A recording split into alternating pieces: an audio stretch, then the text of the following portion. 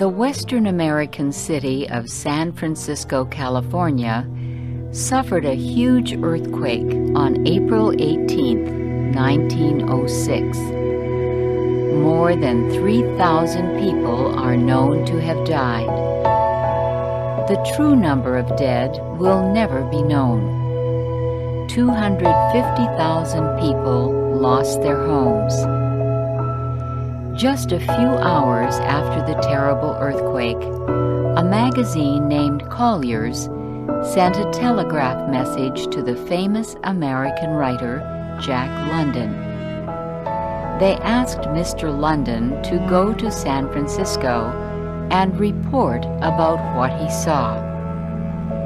He arrived in the city only a few hours after the earthquake. The report he wrote is called "The Story of an Eyewitness."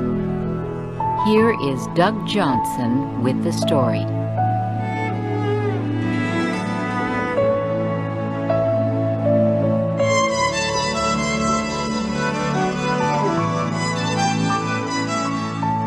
Not in history has a modern city been so completely destroyed.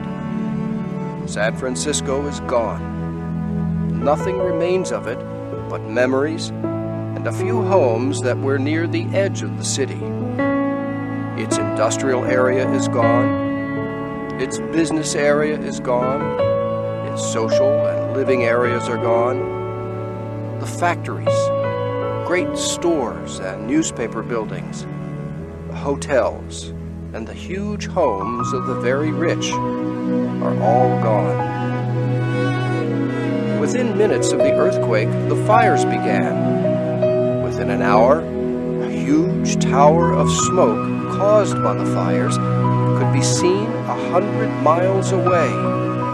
And for 3 days and nights, this huge fire moved in the sky, reddening the sun, darkening the day, and filling the land with smoke. There was no opposing the flames. There was no organization, no communication. The earthquake had smashed all the modern inventions of a 20th century city. The streets were broken and filled with pieces of fallen walls. The telephone and telegraph systems were broken. Great water pipes had burst. All inventions and safety plans of man had been destroyed by 30 seconds of movement by the earth. By Wednesday afternoon, only 12 hours after the earthquake, half the heart of the city was gone. I watched the huge fire. It was very calm. There was no wind. Yet from every side, wind was pouring in upon the city. East, west, north, and south, strong winds were blowing upon the dying city. The heated air made a huge wind that pulled air into the fire, rising into the atmosphere. Day and night the calm continued, and yet near the flames, the wind was often as strong as a storm.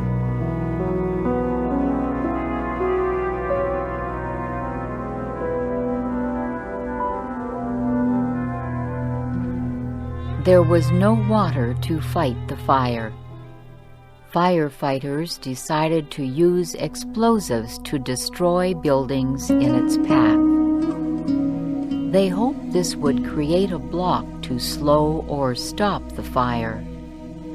Building after building was destroyed.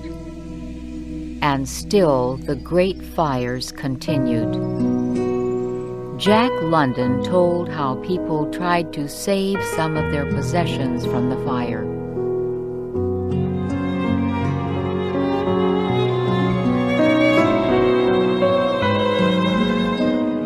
Wednesday night, the whole city crashed and roared into ruin, yet the city was quiet. There were no crowds. There was no shouting and yelling. There was no disorder. I passed Wednesday night in the path of the fire. In all those terrible hours, I saw not one woman who cried, not one man who was excited, not one person who caused trouble. Throughout the night, tens of thousands of homeless ones fled the fire.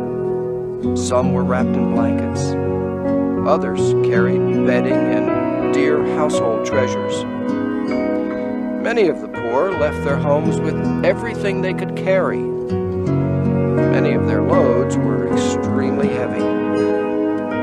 Throughout the night, they dropped items they could no longer hold. They left on the street clothing and treasures they had carried for miles. Many carried large boxes called trunks. They held on to these the longest. It was a hard night, and the hills of San Francisco are steep. And up these hills, mile after mile, were the trunks dragged. Many a strong man broke his heart that night. Before the march of the fire were soldiers. Their job was to keep the people moving away from the fire. The extremely tired people would arise and struggle up the steep hills, pausing from weakness every 5 or 10 feet. Often, after reaching the top of a heartbreaking hill, they would find the fire was moving at them from a different direction. After working hour after hour through the night to save part of their lives, thousands were forced to leave their trunks and flee. At night, I walked down through the very heart of the city. I walked through mile after mile of beautiful buildings. Here was no fire. All was in perfect order. The police patrolled the streets, and yet it was all doomed, all of it. There was no water. The explosives were almost used up, and 2 huge fires were coming toward this part of the city from different directions. 4 hours later, I walked through this same part of the city. Everything still stood as before, and yet there was a change. A rain of ashes was falling. The police had been withdrawn. There were no firemen, no fire engines, and no men using explosives. I stood at the corner of Kearny and Market Streets in the very heart of San Francisco. Nothing could be done. Nothing could be saved. The surrender was complete.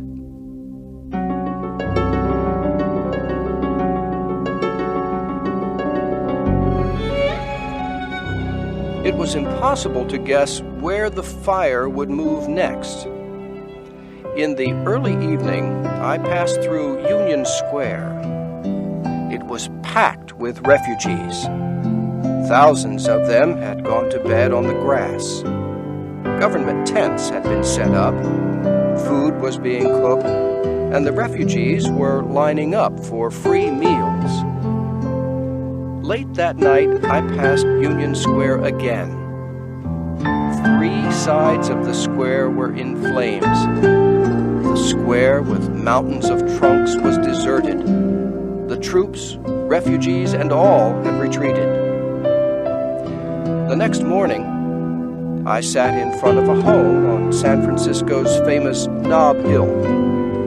With me sat Japanese, Italians, Chinese, and Negroes. All about were the huge homes of the very rich. To the east and south of us were advancing 2 huge walls of fire. I went inside one house and talked to the owner. He smiled and said the earthquake had destroyed everything he owned. All he had left was his beautiful house. he looked at me and said, "The fire will be here in 15 minutes."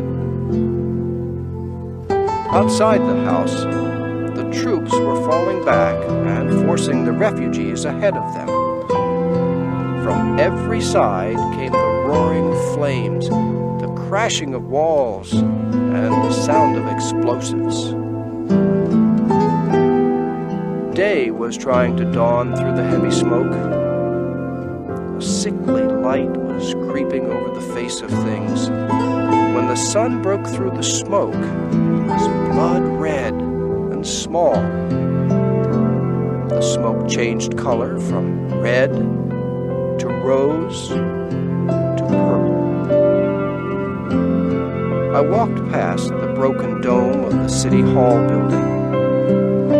This part of the city was already a waste of smoking ruins. Here and there through the smoke came a few men and women. It was like the meeting of a few survivors the day after the world ended.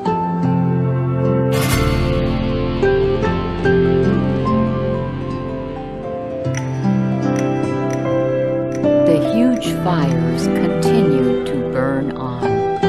Nothing could stop them. Mr. London walked from place to place in the city, watching the huge fires destroy the city. Nothing could be done to halt the firestorm. In the end, the fire went out by itself because there was nothing left to burn. Jack London finishes his story.